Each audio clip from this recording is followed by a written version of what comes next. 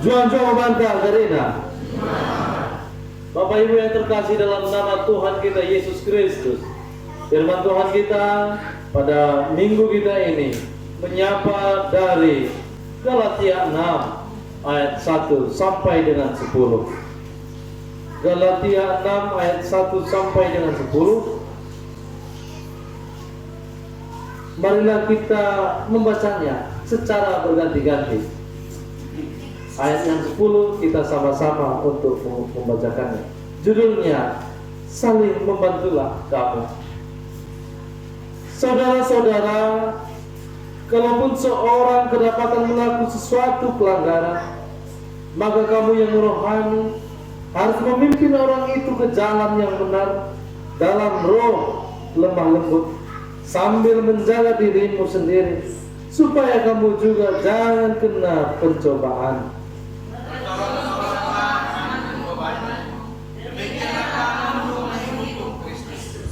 Sebab kalau seorang menyangka bahwa ia berarti, padahal ia sama sekali tidak berarti, ia menipu dirinya sendiri. Baiklah tiap-tiap orang memuji keadaan sendiri, maka ia boleh melihat keadaannya sendiri dan bukan melihat keadaan orang lain. Sebab tiap-tiap orang akan memikul tanggungannya sendiri. Dan baiklah dia yang menerima pengajaran dalam firman, membagi segala sesuatu yang ada padanya dengan orang yang memberikan pengajaran itu. Jangan sesat. Allah tidak membiarkan dirinya dipermainkan. Karena apa yang ditabur orang, itu juga yang akan dituainya. Sebab barang siapa menabur dalam dagingnya, ia akan menuai penyiasatan dari dagingnya. Tetapi barang siapa menabur dalam roh, ia akan menuai hidup yang kekal dari roh itu. Janganlah kita jemu-jemu berbuat baik, karena apabila sudah datang waktunya, kita akan menuai jika kita tidak menjadi lemah. Kita bersama. Karena itu, selama masih ada kesempatan bagi kita, marilah kita berbuat baik kepada semua orang, tetapi terutama kepada kawan-kawan kita seiman. Demikianlah firman Tuhan kita. Bapak Ibu yang terkasih dalam nama Tuhan kita Yesus, kalau kita boleh melihat kepada tertib acara kita melihat tema yang disuguhkan bagi kita, yaitu yang berkata, berbuat baik kepada semua orang. Dalam kehidupan ini, kita dikatakan makhluk sosial. Manusia itu sangat bergantung kepada orang lain juga. Kita tidak bisa berkata kalau kita memiliki uang dan segala macam hal, kita tidak membutuhkan orang lain. Tidak. Pasti semua orang butuh terhadap semua yang lain. Itu sudah pasti. Seorang pejabat pasti membutuhkan petani. Tidak mungkin buku-bukunya itu dimakan. Dia harus tetap memakan nasi. Begitu juga petani. Dia pasti membutuhkan pejabat yang mengaturkan segalanya supaya baik. Jadi Bapak Ibu, dalam realisasi ini, ternyata sampailah juga bagi kita pada hari ini dikatakan apa? Supaya bertolong-tolongan, supaya saling membantu. Kalau kita melihat kepada teks khotbah kita ini, yaitu di dalam Galatia 6 ini merupakan satu surat yang disampaikan oleh Rasul Paulus kepada jemaat yang ada di Galatia. Kenapa? Karena ternyata jemaat di sana mereka sudah hanya terfokus kepada Tuhan, tetapi lupa kepada sesama. Makanya Paulus berkata, jangan sesat. Jangan kira karena kita rajin ke gereja lalu kita cuek kepada orang lain, itu membuat hal yang baik bagi kita. Kurang. Memang rajin ke gereja baik, tetapi kurang. Karena apa? Otomatis ketika kalau kita percaya kepada Yesus, kita akan mengikut perintah Yesus, dan perintah Yesus supaya saling mengasihi. Jadi ini menjadi satu paket bagi kita, supaya orang Kristen itu harus melakukan paket ini secara lengkap. Mari kita belajar supaya menolong. Mari kita belajar supaya mengasihi orang lain. Sebab apa? Kita juga perlu dikasihi. Mungkin hari ini kita merasa kuat, tapi satu saat kita juga tidak kuat. Kalau kita hanya mencari dari kehidupan kita sendiri, kesenangan diri sendiri, apalah yang kita cari? Kalau mungkin umur 1 sampai 20, apa yang dicari? Dia mencari pendidikan. Usia 20 sampai 30, dia mencari pekerjaan. 30 ke 40, dia sudah menikah. Lalu sampai mana tadi? 40 ya? 40 sampai 50, memiliki anak, berkeluarga, bekerja, begitulah terus. Seterusnya 50 ke 60, ya mungkin sudah di mana seleo. Jadi sebenarnya kita pasti membutuhkan orang lain, kapanpun itu. Kalau sekarang kita masih kuat, tetapi suatu saat kita juga butuh pertolongan orang lain. Bukan hanya mungkin hari ini kita juga sudah butuh pertolongan orang lain. Bapak Ibu yang terkasih dalam nama Tuhan kita, Yesus Kristus. Inilah yang diajarkan bagi kita supaya kita saling menolong. Kalau kita pernah melihat dan mendengar, mungkin semata daging pernah menyanyikan itu lagu Mersiurupun Mokene. Dari sinilah diambil teksnya itu. Kalau dalam terjemahan bahasa Pak-Paknya dikatakan ayat 2 ini, Mersiurupun Mokene merembah bahan botongnya. Aing misi oke itu ke Tuhan Yesus. Bisa dalam liriknya dari sinilah ya. Artinya apa? Memang kita wajib saling tolong menolong. Apalagi dalam kumpulan kita orang percaya. Apalagi dalam gereja, wajib kita tolong menolong. Dalam ibadah dari malam, saya sampaikan juga bagi kita. Terlebih kita, orang yang sama-sama merantau di tempat ini. Apakah ada memang tanahnya dari sini? Tidak kan? Ini kan tanah Melayu kan? Kita yang bermarga Batak, rumpun Batak pada umumnya kan bukan dari sini. Apakah dari daerah-daerah sana? Artinya apa? Kita sama-sama kenal. Apalagi orang Pak jelas 5 suam dari situ, tidak bisa dari nama lain. Artinya apa? Kita pendatang. Kalau kita pun tidak bersatu, bagaimana kita bisa hidup dengan baik? Makanya kita gereja ini menjadi satu wadah supaya membuat kita saling tolong menolong. Bapak Ibu yang terkasih dalam nama Tuhan kita, dikatakan apa? Sebab demikianlah engkau dipanggil Tuhan, supaya engkau saling tolong menolong, saling bantu membantu kepada orang lain. Tapi pertanyaannya begini Pak Pendeta, dia saya tolong, tetapi ternyata dia dalam istilah bahasa Pak, tolongan yang terkapit, itu istilah. Jangan rasa itu kasar, itu istilah. Tapi dia ternyata Pak Pendeta tolongan yang terkapit. Isi nungsar dia. Begini, mula kena giling dia ulang langsung tarik ke. Padahal niat supaya jangan dia mati, tetapi dia akan menggigit. Begitu juga lah tetangga saya Pak Pendeta. Saya sudah tolong dia, tapi dia tidak tahu diri. Pertanyaannya, kita tolong dia supaya dia menghargai kita. Itu tidak baik kata Tuhan. Kolose berkata apa? Kolose 3, kalau kau mau tolong seseorang, lakukanlah itu karena kecintaanmu kepada Tuhan. Sehingga kalau dia sudah kita tolong tapi tidak tahu diri, kita tidak suntuk. Sebab yang kita lakukan selama ini bukan kepada dia, tetapi semata karena kepada Tuhan. Lalu kita tidak akan suntuk. Wajarlah sebagai manusia kita kesal, wajar. Ya apa enggak, kita sudah tolong tapi dia tidak tahu diri. Kita ajari dia, tetapi dia lebih seolah-olah lebih pandai. Kita cerita tentang Pak Barat, dia sudah cerita sampai di Pak. Tahu Pak di Papua, seolah-olah dia hebat sekali. Tetapi di Papua Barat dia juga tidak tahu. Artinya apa Bapak Ibu? Kadang ada orang begitu, tetapi bukan membuat kita berhenti untuk menolong. Mari tingkatkan lagi kesehatian kita, keselarasan kita, supaya saling tolong menolong. Pertanyaannya, Bapak Ibu yang jawab sendiri. Sekarang ini saya tanya, Sudah berapa musuh Bapak Ibu? Tidak perlu dijawab. Bagaimana kita mau tolong-nolong sedangkan musuh tetap ada? Tuhan memanggil engkau pada hari ini. Mari lepaskan pengampunan. Tidak bisa tidak. Firman Tuhan berkata di sini, apa yang engkau tanam, itu yang kau tabur. Ya, apa yang engkau tanam, itu yang engkau tuai. Mula mendengo ibadah kita watala bagi mama sini jalan deh. Bukan dari orang tersebut, tetapi Tuhan akan mengirimkan dari orang lain. Jangan berpatokan kepada satu orang. Harus begitu Bapak Ibu.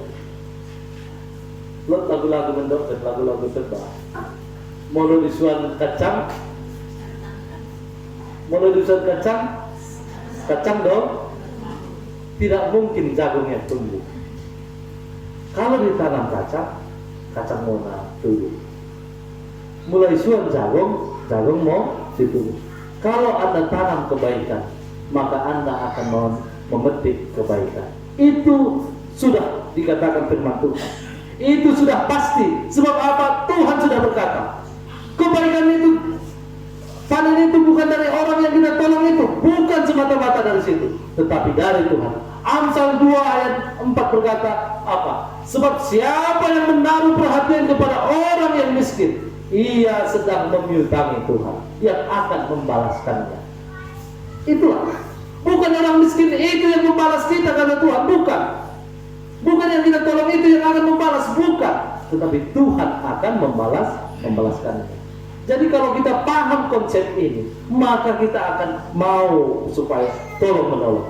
Investasi hari ini, investasi bukan hanya di bank saja, tetapi investasi kita untuk kerajaan surga ini supaya tolong menolong. Bapak Ibu yang terkasih dalam nama Tuhan, saya akan menceritakan satu ilustrasi. Kebetulan kami itu bangger lumayan di sini. Jadi ilustrasinya ini ada datang dari kampung juga. Jadi dikisahkan ada satu kerajaan, Raja Tanggor. Jadi rajanya sangat keren, ganteng mirip saya. Lalu sang raja ini di dalam kekuasaannya melihat kepada seluruh rakyatnya ternyata sudah kurang rasa tolong menolong, tidak ada lagi kepedulian kepada orang lain, sehingga membuat sang raja berpikir, saya akan bangkitkan semangat gotong royong itu di dalam masyarakat saya. Apa yang terjadi Bapak Ibu? Lalu sang Raja Tanggor ini berkata dalam hatinya, ku buatlah satu contoh, ku serak-serakkan batu yang batu-batu mangga sebesar batu segini di jalan. Saya ingin melihat apakah ada orang yang mau peduli kepada yang lain. Lalu malam-malam hari pergilah sang raja itu. Apa yang dilakukan? Kira-kira berapa kubik itu batu itu diserakkan di jalan itu. Pagi harinya Tumangger yang pertama, yaitu yang bekerja sebagai penagih hutang, lalu lewatlah dia di jalan itu. Jalan itu dilewati. Ketika dia melewati jalan itu, dilihatnya ada batu-batu berserak. Lalu dia terpikir, oh, ini bisa mencelakakan orang. Siapa yang melakukan ini? Lalu dia akhirnya minggir dan dia terus berjalan. Itulah yang terjadi. Tumangger kedua, dia adalah seorang peralong-along. Tahu peralong-along? Ya, pedagang sayur-sayuran. Dia lewat di sana, bukan hilang ini. Dia tidak Tumangger kan? Ya. Oke, nah, biar balance nanti ada juga, tunggu saja. Lalu dia melihat, yuk ada batu, bisa celaka orang nanti ini. Tetapi apa akhirnya yang dilakukan? Dia tetap berusaha melewati itu dengan hati-hati sekali. Akhirnya lewat juga. Yang ketiga ada Tumangger pendeta. imbang kita enak. Pendeta ini juga melihat, yuk ada batu di sini, bisa bahaya orang ini. Tapi aku buru-buru ini karena sudah dipanggil mau menanam orang mati. Kasihan sekali. Semoga jangan ada orang yang jatuh. Dia lewat juga, ya kan? Lalu selain Marga Temanggur ternyata ada juga barisan dari pasukan raja. Ketika barisan itu berjalan, apa yang terjadi? Dari jarak yang jauh, barisan itu, baris berbaris itu melihat ada banyak sekali batu di sana. Akhirnya sang komandan berkata dari depan, komandan timnya berkata apa? Supaya berbaris hadap kiri kanan gerak. Baru mereka juga melintasi itu. Akhirnya ada komandannya yang paling besar, panglimanya, lalai dia berjalan. Apa yang terjadi? Akhirnya panglima itu jatuh. Wah, woi kalian, kenapa kalian tidak kasih tahu bahwa banyak sekali di sini batu? Itu kata panglima. Tapi apa boleh dibuat? Dia sudah jatuh. Akhirnya datanglah Marga Temanggur yang datang dari kampung. Dia seorang bukan perempuan maksudnya. Dia seorang petani. Akhirnya apa yang terjadi? Pada sore hari, karena itu dari pagi sampai sore orang lewat. Pada sore hari dia lewat, karena dia pulang dari ladangnya. Apa yang terjadi Bapak Ibu? Dia melihat, waduh, ini banyak sekali, banyak orang kecelakaan nanti di sini. Hari sudah sore, sudahlah, saya pinggirkanlah batu ini semua. Akhirnya apa yang terjadi? Dipinggirkanlah batu itu semuanya. Dan kagetnya dia, ketika dipinggirkan semua batu itu, ternyata di bawah batu itu ada satu lembar surat yang berkata apa? Selamat, Anda adalah orang baik. Saya yang melakukan batu ini, dan saya memanggil Anda supaya datang ke istana raja. Tertanda Raja Tanggor, I. Temanggur, STH. Jadi demikianlah akhirnya dia datang ke sana dan dia mendapatkan hasil reward, hasil yang baik. Apa yang terjadi melalui kita pelajari dari hal ini Bapak Ibu?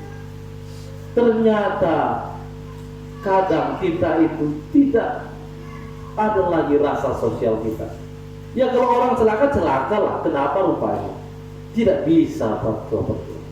Saya masih ingat itu nilai-nilai waktu kami masih SD. Ada sering sekali di PPKN dikatakan gotong royong. Tetapi sekarang apakah itu masih ada? Tidak ada. Ternyata nilai-nilai itu semakin pudar. Dahulu pertua-pertua kami satu kampung itu diskontak namanya. Kami saling kenal semua. Baik Kristen Islam saling kenal semua. Sekarang tidak saling kenal lagi. Kenapa? Karena sudah kurang rasa kasih. Apa Bapak Ibu setuju dengan hal itu? Dahulu kita damai sekali, apalagi kalau tahun baru. Wah, saya sangat suka sekali itu tahun baru. Kenapa? Malam-malam jam 1 itu setelah selesai dari gereja, kita pergi ke rumah tetangga semua. Wah, senang sekali rasanya. Sekarang kemarin tahun baru kemarin saya di sini. Tahun baru sebelumnya, apa yang terjadi? Udah di rumah, selesai amin, ngedemok. Sudah selesai, nggak ada lagi kasih itu. Mari bangkitkan lagi kasih semangat tolong menolong terhadap kita di dalam gereja ini. Bangkitkan lagi semangat kasih tolong menolong di hadapan di sesama kita di sini. Supaya apa? Supaya semakin baik semua. Kalau kita ternyata tidak bisa tolong menolong, malahan bahkan ada saling bermusuhan di gereja ini, wah kita sudah kacau. Bagaimana mungkin kita dapat menolong orang sedangkan hati kita tidak bersih? Ingat firman Tuhan katakan apa? Apa yang kau tanam, itu yang akan kau tuai. Kalau engkau menanam kejahatan, maka kejahatan pula yang menjadi tuaianmu. Kalau engkau menanamkan kebaikan, maka kebaikan juga yang akan kau petik. Amin berdoa. Itu sudah pasti, tidak bisa diganggu-gugat. Ingat, saya katakan sekali lagi, kebaikan itu, balasan yang baik atau yang jahat itu, bukan semata-mata dari orang itu yang kita tolong, tetapi datangnya daripada Tuhan. Inilah yang membuat kita semakin saling memperhatikan di dalam kehidupan kita. Pertua-pertua, sebagai manusia, kita mungkin kecewa karena menolong seseorang, maka mari luruskan motivasi kita supaya kita tidak kecewa ketika menolong seseorang. Karena kalau kita masih tolong manusia, manusia pasti suatu saat akan juga memiliki sifat yang hianat, bisa saja tertutup. Itu hal lumrah. Karena itu mari lakukan segala sesuatunya itu bukan untuk manusia, tetapi untuk Tuhan. Lakukan kebaikan itu bukan untuk manusia, tetapi untuk Tuhan. Berikan contoh kepada gereja kita, apalagi dalam konsep pembangunan. Itu bukan supaya gereja ini, tetapi kalaupun kita berikan itu untuk Tuhan. Kalau berikan pun persembahan itu bukan untuk gereja, tetapi untuk Tuhan. Berikan apa segala macam, berlias sate, ucapan syukur, atau juga perpuluhan, itu bukan untuk menjadi ke gereja, tetapi itu untuk Tuhan. Kalau kita konsepnya sudah begitu, maka semoga melalui firman Tuhan dikatakan, engkau akan menuai yang baik. Karena itu jangan berputus asa, jangan berletih lesu untuk terus tanamkan benihmu di mana saja yang baik, supaya orang lain melihat cahaya Kristus di dalam dirimu. Amin. Firman Tuhan kita pada hari ini. Semoga Tuhan menambahkan iman kepercayaan kita. Amin. Kita berdoa.